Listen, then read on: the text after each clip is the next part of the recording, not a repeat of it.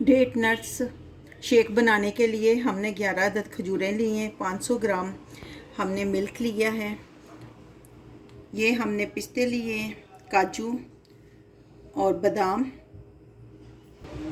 अखरोट लिए। सबसे पहले हम जग में दूध डालेंगे, उसके बाद हम खजूरें डालेंगे। खजूरों की हमने गुठलियाँ निकाल ली हैं।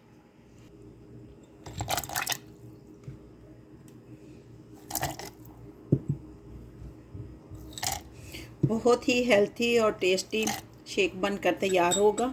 अब इसको ग्राइंड करते हैं। इसमें चीनी डालने की ज़रूरत नहीं, क्योंकि इसमें खजूरें हमने डाली हैं तो उसी से मीठा हो जाएगा।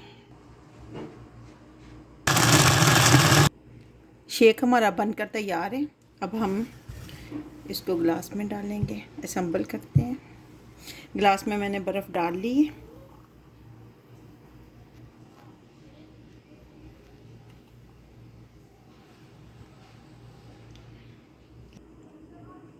आप भी बनाएं और इन्जॉय करें इस हेल्थी और यम्मी ड्रिंक को। उम्मीद है कि आपको ये रेसिपी बहुत अच्छी लगेगी।